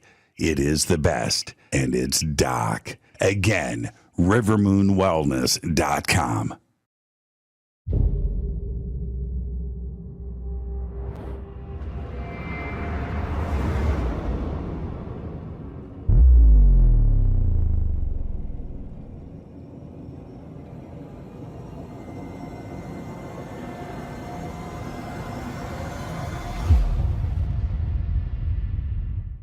All right. Welcome back. Fade to Black, a very special Friday night show with Hayley Ramsey. And thank you, everyone, for being here. Normally, you're not with us on a Friday night, and you are here now. Great conversation. We are talking about Great Britain, Scotland, with a focus, and the influence of ancient Egypt on those cultures and also throughout the world. And we're going to jump into that right now. Now, Hayley, for everybody that's here, we've been talking about this big surprise, and I'm kind of anxious. Okay. Can we do it? For me, can you do it for me? I don't know. Okay, maybe. All right, cool. Dinner's on me. Okay. When I see you next. I mean, it was already going to be, but okay. What's that? It was already going to be on you anyway, but okay. Yeah. That's a bad habit of mine. Mm-hmm. That's a bad habit. Yes. I will say that, okay, look, if you have the privilege, or no, it's not a privilege. If you have the opportunity to hang out with us and have dinner, you're going to see who picks up the check. And I can't help myself. Mm-hmm. I can't help but you know what? Dang it. It's a good time, isn't it? It sure is. It's always a good time for us. You never know. Do I play around? All the time. We all do, for sure. I'm saying with the check. Oh, play with the check, all right. Yeah. But and the point is, we're friends. We're celebrating. It is about the ceremony of a dinner and being able to hang out. It's very special for us, and it's very special to me. And yeah. Very expensive drinks. Yeah. So anyway, dinner's on me next time. Okay. All right. Yeah. Sounds good. Okay. Well, this is then. Okay. So before you show this to everybody, and I'm gonna put you on full screen here when we do that. This object, the location, and I'll leave that up to you. I'm not going to say anything about it. But this object was unearthed here in North America, and take us through what you can on that, and then show it to everybody. What are we going to see? All right. So this object was unearthed about 50 years ago here in Texas, in San Antonio, and it was found by my friend Rosemary's father. I was actually just with Rosemary and her husband earlier, having a couple beers before the show at a brewery, as you would expect, Jimmy. And we were discussing this actually, and I was telling her that I was actually giving her the artifact back, and I told her, well, it's a shame because I was actually going to have this artifact on the show and show it to everybody. And she said, no, keep it. So she's watching the show tonight, Jimmy. So I wanted to say hi to Rosemary and thank you for letting me have the artifact for tonight. And it was her father. Thank you. Yeah, thank you, Rosemary. Very cool. And her father found this when he was using an excavator, I believe. And you can see actually where it chipped when he dug this up and it came out of the ground. And this is an artifact that you would not expect to see. Based on the carvings, the inscription, the language on it, the characters appear to be Proto-Greek, Proto-Phoenician, and there appears to be one Egyptian character on there as well. I've been able to transcribe one side, which translates to I forget the other words, but it was Wesir, which is the ancient Egyptian for Osiris. And basically what it reads as is for the worship of Osiris in the ancient Semitic. But if you read it as the Egyptian, it's for the sailing of Osiris. Either one works, but most likely it's for the worship of Osiris. And on the other side, I have not been able to transcribe that one yet. The characters are a bit more messy and hard to read. But this thing is about, I would say, 6 inches tall, and it appears to be ceramic. Scott has a sample of it that he's going to be testing this next week in SEM. So then we'll have some more information on it and be able to tell. It was in the ground for... How deep? How deep? I think it was 3 feet. I think it was 3 feet. Okay. I think so. Could have been more. I can't remember. I'll have to double check. I'm going to have Rosemary write me up a paper on this, so I have all the information about where it was found exactly. And she has video footage actually from her father, and so I'm going to have her get that to me as well. So this artifact here. Oh, hold on. Let me pull you up and make you bigger. Okay, I've now messed it up twice. Okay. Come on, Jimmy. Yeah, well, hold on for a second. It should work like this, but it's not. So I'm going to do this. There you go. Okay, cool. So here is the Egyptian artifact. You can see where it broke off here. And it's kind of hard to see the writing on the sides, but I don't know if you're able to. The characters are kind of hard to see. Right. That's crazy. Yeah. So this was found here in San Antonio about 50 years ago. And it appears to be, you can see the wings up here, and it appears to be a pharaoh sitting with his hands in his lap. And so this has been a huge mystery. Nobody has wanted to touch this.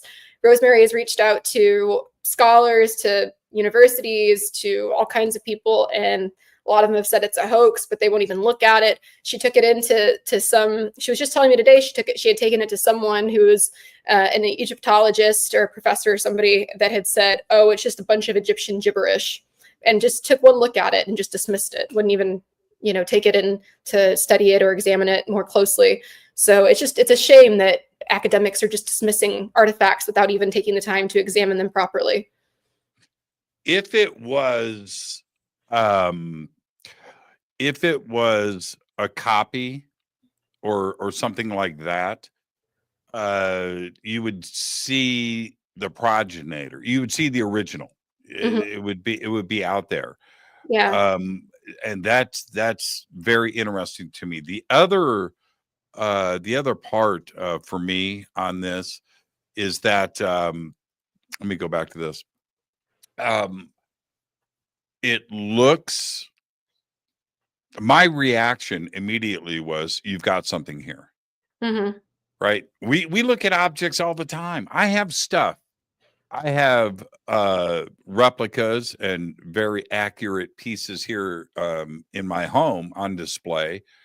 And if I didn't tell people they were reproductions, they're that good, right? You would think that, I was getting stuff in the black market, or, secreting stuff out of Egypt. It's that good. But so I'm used to seeing stuff like this. When I looked at that looks authentic to me. That was my first impression as well. I mean, just even looking at the language that was used, looking at the script that was used.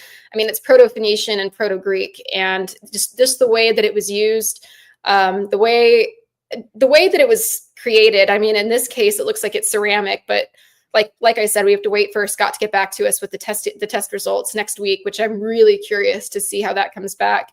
And he may even be able to give us some dates as to how long it was in the ground, but we're not positive if he'll be able to give us that information or not. But it'll be very telling if so. Yeah, and the other there's something difficult here, and I mentioned it to you before, but I'll say it now for the audience. It wasn't professionally brought out of the ground. If that was, so if you have archaeologists on site and, there's processes that you can do and look at the sediment layers and come up with aging and how long, but no, we don't have any of that now. It's 50 years later.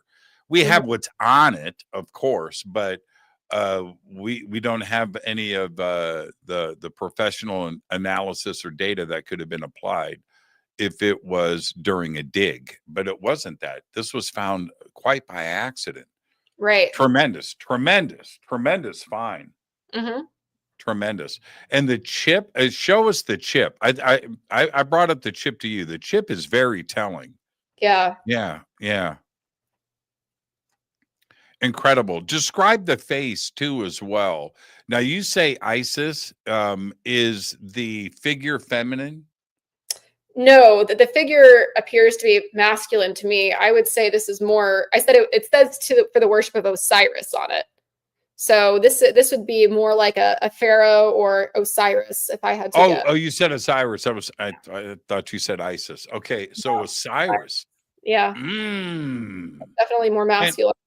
Now, that type of script on an Egyptian object is quite unusual. No, I've seen some artifacts that in museums even that have Phoenician on them, because just depending on where they've been found, and sometimes depending on where they've been found, and you have groups that are traveling together, they use Phoenician script, but the language is still Egyptian. Yeah, no, yes. That's not my point. I'm saying it's not typical. No, it's not. You're right. That adds to its authenticity, in my opinion. And yes, I agree completely. And when I saw the mixture of the two scripts of the Proto-Phoenician and the Proto-Greek, that's immediately what made me think that it was authentic, because who would go out of their way to use a jumble of different scripts like that, of different alphabets? I mean, it just wouldn't make sense to try to do that to forge something. It would just be too difficult. I would think that someone would try to use actual Egyptian hieroglyphics or hieratic to forge something if they were going to create something on their own. Well, either way, you have to know ancient languages. Mm-hmm. That's it. Yeah. So I always, and Scott and I have had this discussion well, I've had it with so many different scholars and researchers over the years. If you go back, once you get beyond 50 years, okay, we're at 2025. Mm-hmm. Once you get before 1975, 1950, and you back up behind that, the knowledge of ancient scripts, oh man, that gets rare. That gets rare. You have to really, if you were going to fake something 150 years ago with ancient Hebrew or Phoenician or even hieroglyph, it was nearly impossible, because that knowledge wasn't universal. It just wasn't. Yeah.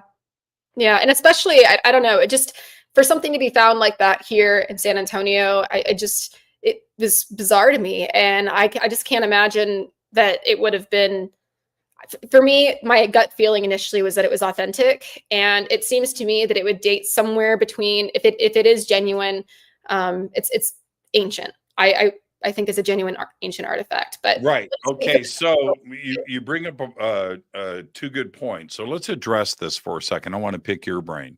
Mm-hmm.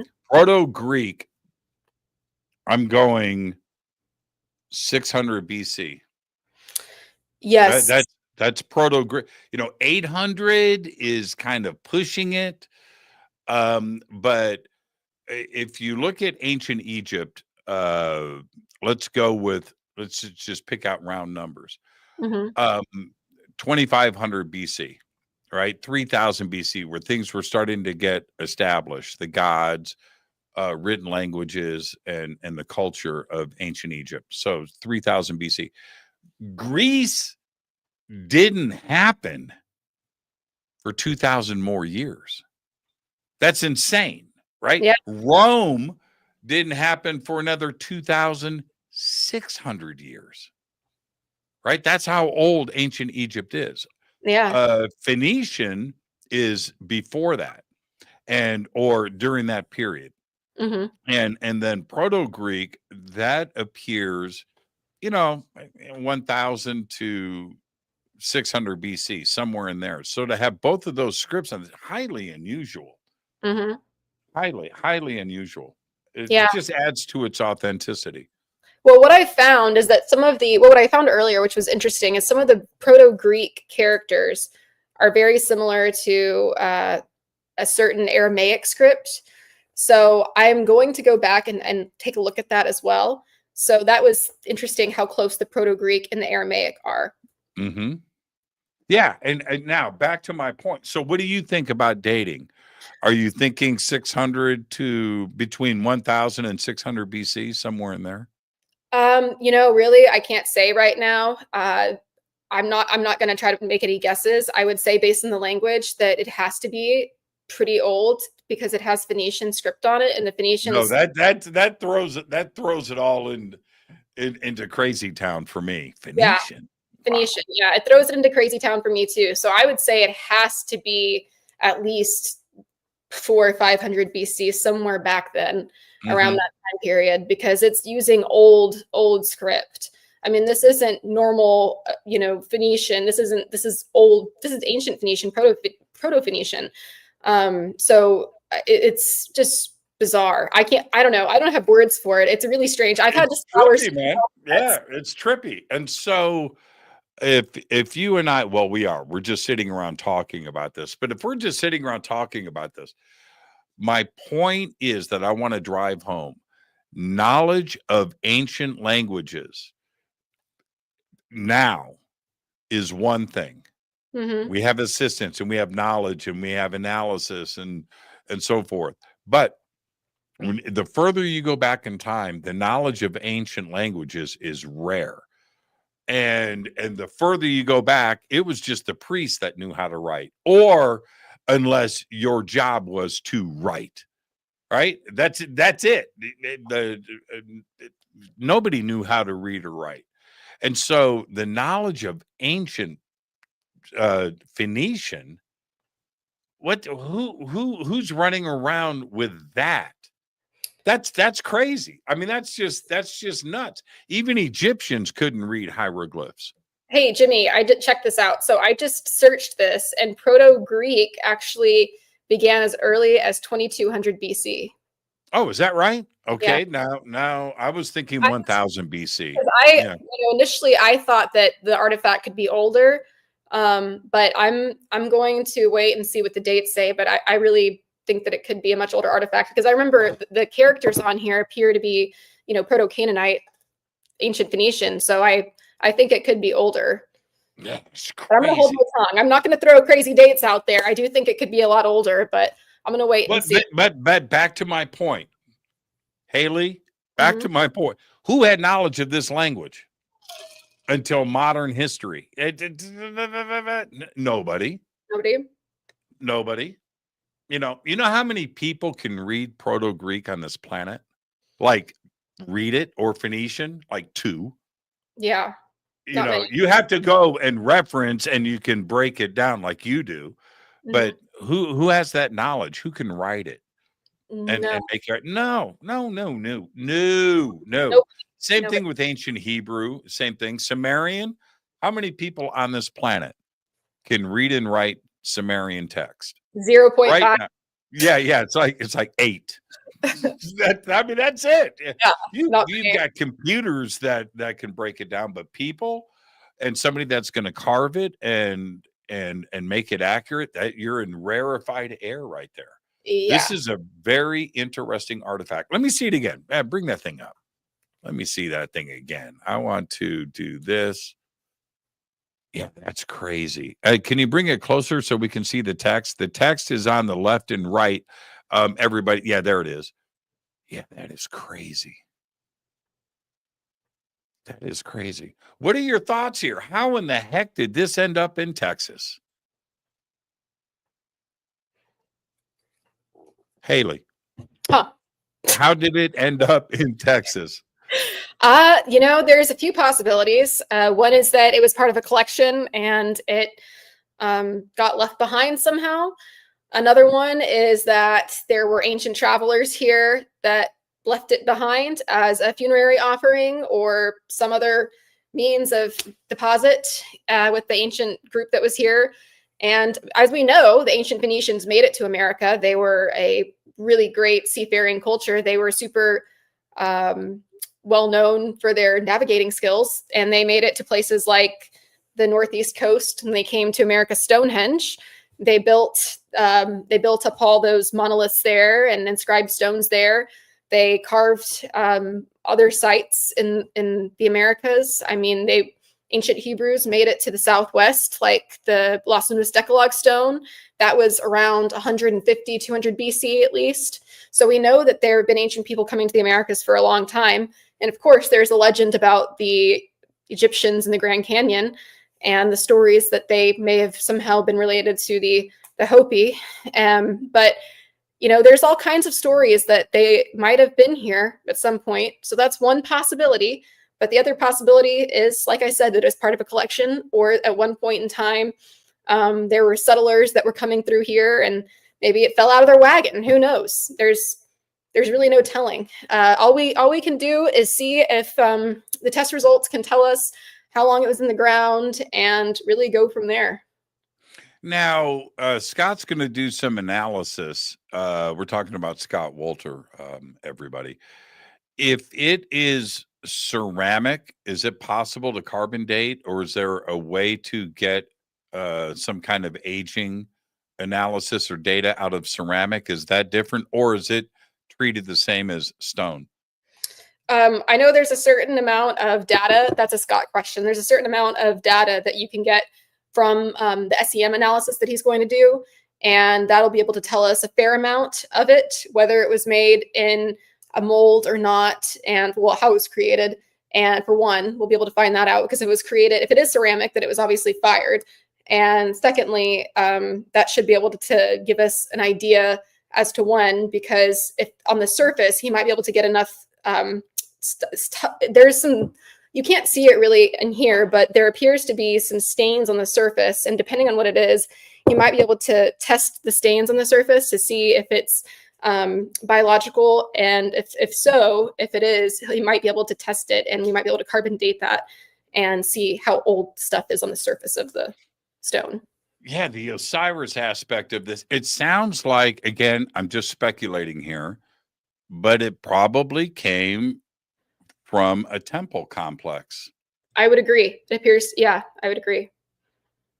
An Osiris temple. Mm-hmm.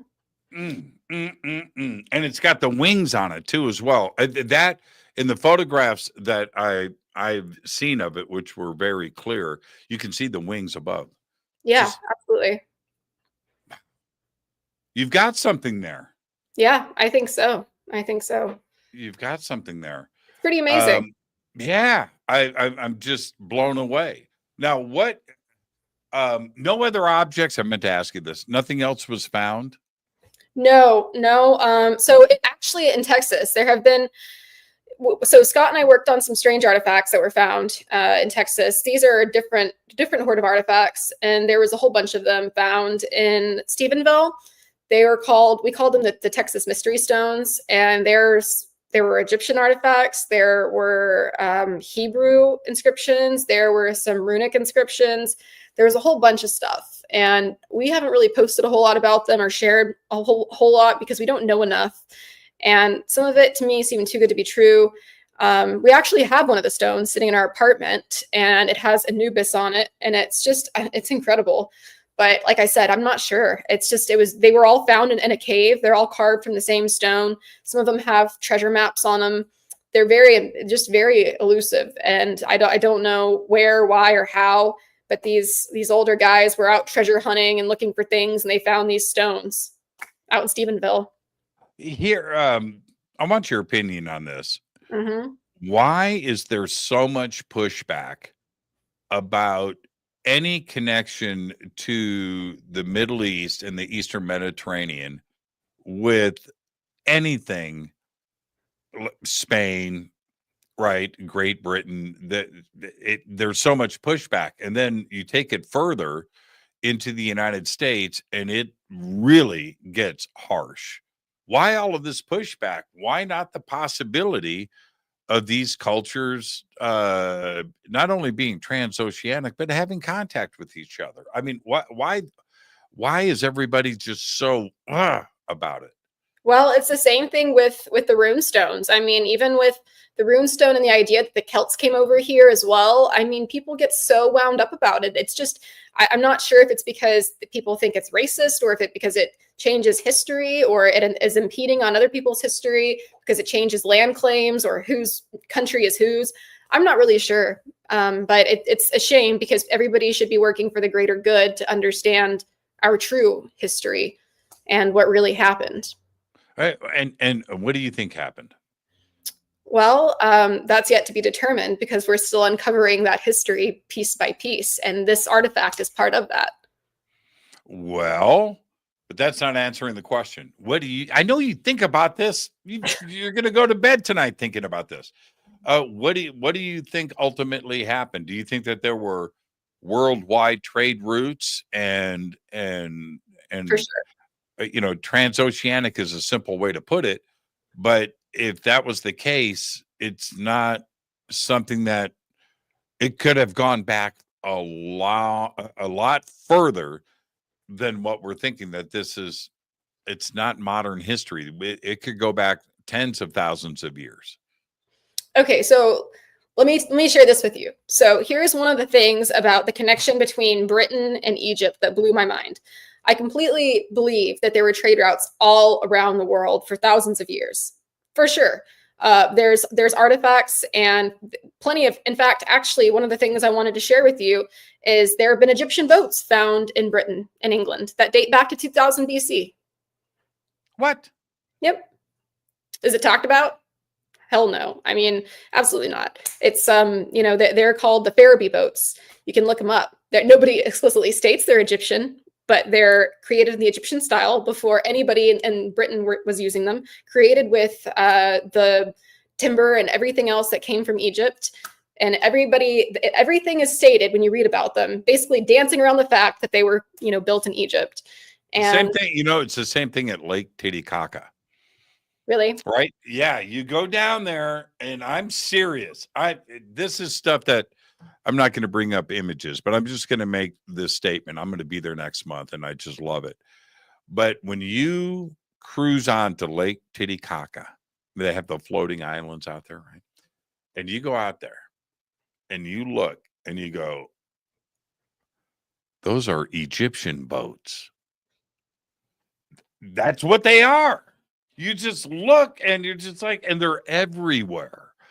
And it's not only the design and that part of it and how they're built. Read boats. Yep. Okay. It's the colors and the way they are painted. It doesn't remind you of South America. It reminds you of the Nile. You go to the Nile, and which you've done, right? You go to the Nile. You're in Cairo. Just go down, and just go and to the different piers and the different harbors. There's boats everywhere. Okay, just go. Right. It's the same stuff on Lake Titicaca. Same design. Now, wait a minute. Right. I'm just going to have to pump the brakes on this. If you want evidence, look at that, and then I want you to explain it to me like I'm 3 years old, because I just see what I see. It's not coincidence. Damn. Yeah. They're called therapy boats? No, not therapy boats. They're What called are they called? the Ferriby, Ferriby, Ferriby. Therapy boats? So you went. Okay, spell it again. Ferriby.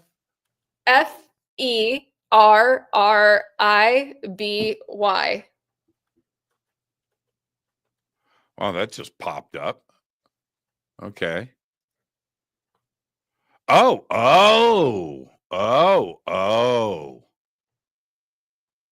Uh-huh.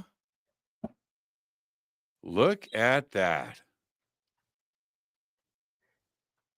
Bronze Age. And the oldest one dates to 2030 BC to 1780 BC. Yeah, I'm looking at it right here. 1550 BC. Wow. Which one are you looking at? I'm looking at, it just says Ferriby boat. The Dover Bronze Age boat, Oh, okay. Yeah. 1550 BC. There's several that have been found there. So the Ferriby boat one, there was 3 Ferriby boats found on the in North Ferriby and East Riding, Yorkshire. On the Humber foreshore, there is 3 boats found, one dating from 1680 to 1880 BC, another one from 1720 BC to 1940 BC, and the third one, which was the oldest, from 1780 BC to 2030 BC. So the oldest boats coming from Egypt were made from plank, and this was also the same with these boats. And there was another boat found that was actually buried facing southeast, pointing towards the Milky Way, and this way was once each night pointing towards the one side towards Scorpio or the galactic center, and the other in the vicinity of Sirius and perhaps Orion and the Pleiades. And this would have been around 1200 BC that alignment worked. So this is obviously consistent with the Egyptian beliefs and other boat burials that have taken place. And this is actually right by Ramsey Abbey. And this boat actually dates to 1200 BC to about 1600 BC. So it works with the alignment. And this checks out in Stellarium. They're built the same as the Egyptians did. They're sewn planks. Yeah. And so this works out precisely in the timeline. This is 2 miles from Ramsey Abbey, and wow. It's in a town called Warboys. This boat is called the Warboys boat. It's 37 feet long, and it was discovered in 1910. And what's crazy about the Ramsey Abbey area and Warboys is that in Warboys there's a volcano there, and it's caused people all kinds of crazy experiences, paranormal. It's caused them to have strange hallucinations and visions and dreams. And because of this, Ramsey Island used to be known to be the island of the dead. And there is an entity that exists out there known as the Lantern Man that would come and eat people into or take people's souls. And so to avoid the Lantern Man, people had to lay down into the reeds, basically in the the fens in the water. Yeah, to avoid the Lantern Man coming and killing them. Man, and I like that. There was also child sacrifices and lots of human sacrifice that took place in the water surrounding Ramsey Abbey. Ramsey Abbey was considered, or the island itself was considered as being like a portal to the dead. People would go there to commune with the dead. The island itself was seen as kind of like a portal to the other realm. So that whole area was highly conducive to all kinds of strange phenomena because of the close proximity to that volcano. So my mind right now, I've learned a lot on the show tonight, but this Ferriby boat situation is something I'm going to dive into this weekend. From my brief exposure to it right here, a couple of things. When you have sewn planks, okay, everybody, just so you understand, the boat that was discovered next to the Great Pyramid, okay, it's one of the, and it's crazy, the museums there, that was a sewn plank boat. Okay, sewn plank, that's key. And the dating of it, okay, you're looking at tree rings, and there's other things, and you can carbon date. So we're pushing this back to 2650 or so BC. It's the same dating very similar dating on the Ferriby boats. Mm-hmm. What I'm reading here, but here's the thing. No other cultures in the world did what the Egyptians were doing. So to have these boats show up dating from the same time period and the same construction as the Egyptians, you've got to step back and go, wait a minute here, right? Either somebody went to Egypt and learned how to make the boats and came back and made them in Great Britain. Somebody brought the boats from Egypt to Great Britain. They communicated with each other somehow. Somebody came from Egypt and taught them how to make the boat. Whatever it is, it's what we're talking about. There was contact somehow. There was contact between these cultures. And it says here, check this out. It says right here, these are the oldest sewn plank boats in the world outside of Egypt. Egypt. That's nuts, man. Yeah, isn't it? It's crazy. It's crazy. When I found that, I was like, okay, this is part of the key evidence archaeologically. And I'm going to blow your mind some more. Two more things. One, I don't know if I can handle much more, man. It's been a crazy night. Okay, go.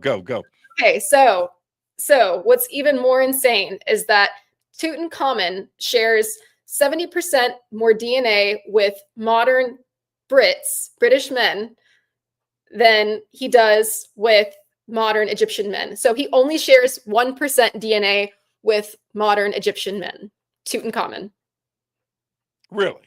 Yeah. So, so when we talk about ancestors through that period, I wonder what the case would be for Akhenaten. Well, that there should be a strong case for that Akhenaten then would be strongly related to Right. Yeah. Wow. Have you been to the new, not the new Grand Museum, but the other new museum that opened 2 years ago, the Museum of Egyptian Civilization? Have you been to that? Okay, this is what's crazy about that museum. In the basement, they have all of the royal mummies. Okay? All of the mummies, all the royal mummies from Egypt, right? The Valley of the Kings, anything, right? So they're all there. And by the way, when you go down, and it's amazing, the display and how it's done, right? But it's a sanctuary. So they tell you when you go in there, no talking, right? Respect. And so they got the music playing really low, and you just walk through, and you want to just go, oh shit, but you can't do it. But you can go right up to Ramses, the second too. It's right there, and you're this close, and it's amazing. But then you go to the Tutankhamun room. There's like 30.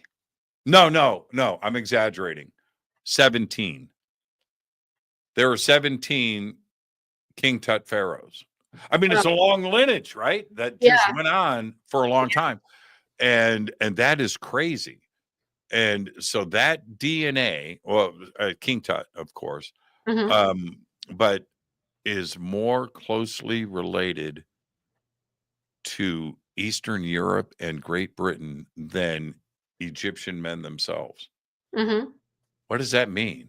I mean, that means a lot, but what does that mean? What does that mean to you? Well, for one, it's evidence that Britain was some sort of ancestral homeland somehow.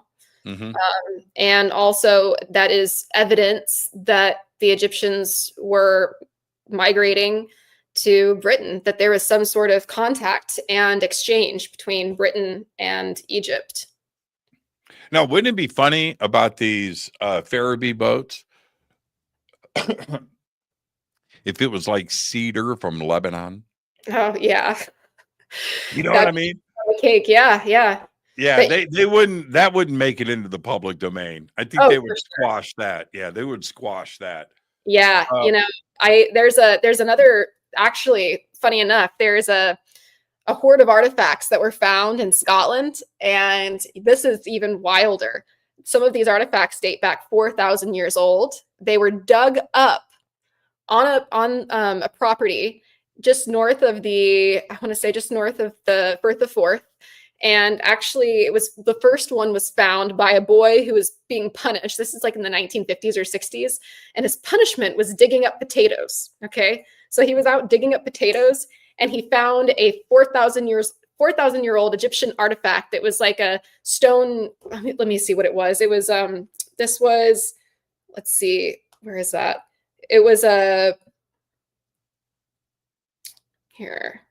It was a red sandstone statue head that was unearthed at Melville House in 1952. And then there was like 18 other artifacts that came out of the ground eventually after the full-scale archaeological excavation went on. And archaeologists to this day are baffled. They don't know where they came from. They were all just dug out of the ground, no explanation. This is the one time I will give archaeologists credit for saying they don't know where this shit came from. I mean, the one time they'll admit. Right. That's here's another mystery that they don't talk about. Mm-hmm. Napoleon, when he invaded Egypt, right? France wanted him to go and invade England, but he didn't. He wasn't a Navy guy, and he didn't want to do an invasion of England and do that. He was a land war guy. So he decided. So anyway, he goes, "Hey, you know what though? I'll do Egypt." And Egypt was easier, right? And he sold the French on this idea. He said, "Look, we don't have to invade England. If we cut off the trade routes for England with India and China, right, that go through Egypt, then we'll screw their economy. Let's get them that way." And France said, "You know what? Go ahead." So he gets 50,000 soldiers and a bunch of boats. But this is where Egyptology came from, because he also brought 150 scientists and artists and everything else, because he was interested in Egypt. And Egypt at the time didn't have a government. All right. So his plan was just to roll into Egypt and take it over, which he did. And he got stuck there for a couple of years. He was stranded. But before he gets to Egypt, you know what he did? And people don't talk about this. Look it up. He invades and conquers Malta. Right. So he lands, and do you know who's defending Malta? A couple of dozen old men. Right. That was it. So he just rolls in and he loots Malta. Do you know what he took? What? He took 12 life-size solid silver statues of the apostles. Oh. Yep. Documented, drawn. He had the scientists, he had the artists, right? It's all there. It's in the ship's journals. Everything there. It's documented. Nobody knows where they are. Wow. Yep. Look it up. They just disappeared. Wow. Yeah. Yeah. That, what I just said to you, is a fact. And for some reason, nobody talks about, is it okay? And the reason why I just thought about this kid is potato digging, right? Yeah. That artifact was looted from Egypt, probably, right? Maybe Napoleon traded it for something and it winds up in England. But those 12 statues are somewhere. They're somewhere. I don't know. In the one of them in a Rothschild living room somewhere. I don't know. But they are somewhere.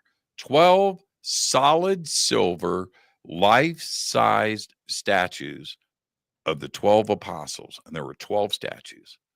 And he loaded them up on the boats and he went to Egypt, and they were never seen again. The Rosetta Stone made it back, didn't it? That made it back, right? You know what I mean? Yeah. What happened to these 12 statues from Malta? What was so important about these 12 statues? Good enough for Napoleon to load those up on his ships. Yeah. And you know what? Check this out. Also, documented fact. This is how important those statues were. The Knights of Malta that were defending the island, right, when he invaded, offered Napoleon their piece of the true cross instead of taking the statues. Yep. And Napoleon said, "Keep the wood. I'm taking the statues." God, this is fact. This is fact. This is fact. Yeah. And if you didn't know it, you're hearing it here for the first time. It's one of the cool rabbit holes to go down. That is that Napoleon expedition to Egypt and everything that went down there. But that little stopover in Malta is not what's talked about. Yeah, that's bizarre. I wonder, maybe those statues were some sort of repository for, books or documents or something like that. You said, how important were those statues? And I said, important enough that Napoleon took it with him. The Knights of Malta wanted to give up their piece of the true cross. Mm-hmm. Yeah. And Napoleon said, no, man, it's cool. I'm taking the statues. You keep the true cross. I'm not making this up. This is history. This is fact. Maybe they could have also been, now that I think about it, maybe they were repositories for knowledge, being documents, that sort of thing, or they could have been reliquaries. Maybe they had remains in them. Sure. And here's and Malta was secluded. You know what I mean? It's not on the mainland. It's not, it was its own little thing with very large and very gnarly sanctuaries and megalithic structures that are there. And if you're going to hide something, Malta's a pretty good place. Yeah, no, it's a very good place. Yeah. And didn't they, I think that's where Napoleon was imprisoned. Malta? Yeah, I think so. Yeah, I think that's where France sent him. Yeah. That's how secluded it is. That's what I'm trying to say. After he invades the island and takes their shit. Isn't that ironic? Yeah. Yeah, then they turn around and imprison him there. Mm-hmm. Haley, you said you're writing a new book. When are you going to hopefully get that published and out? I'm hoping to get it done by the end of this year, and hoping to get it published within the next year so that it's out by the end of next year. So we'll see. Once I have an update on that, maybe we can do another show and talk more in depth about Jesus and Mary Magdalene in Scotland. Absolutely. It'll be our third show. It's going to be so good. It's going to be so good. Haley, all my best. Your mom is wonderful. I met your sister earlier too as well.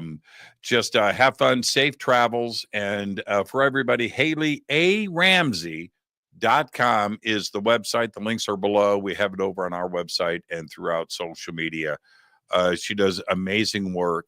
And then come and hang out with her. Tour information is there as well. And we're going to be doing 2 tours together coming up. And one of them will be Monty Python. Yeah, I can't wait for that. Haley, all the best, man. I love you, and I will speak to you soon. Thank you so much. Sounds good. Hayley Ramsay, everybody. Her second time on the show. She says it's her first. It's her second time on the show. Thank you, everybody, for this very special Friday night edition of Fade to Black. So much fun. And now it's officially my Friday, and it is yours. I want everybody to go and enjoy your weekend, and I will see you right back here on Monday. But for now, you know what I've got. Thank you, Haley. Go back, Lee Tappy. Fade to Black is produced by Hilton J. Palm, Renee Newman, and Michelle Freed. Special thanks to Bill, John, Dex, Jessica, Dennis, and Kevin. Webmaster is Drew the Geek. Music by Doug Aldrich. Intro, Space Boy. Fade to Black is produced by KJCR for the Game Changer Network. This broadcast is owned and copyrighted 2024 by Fade to Black and the Game Changer Network, Inc. It cannot be rebroadcast, downloaded, copied, or used anywhere in the known universe without written permission from Fade to Black or the Game Changer Network. I'm your host, Jimmy Church. Go back, Lee Tappy.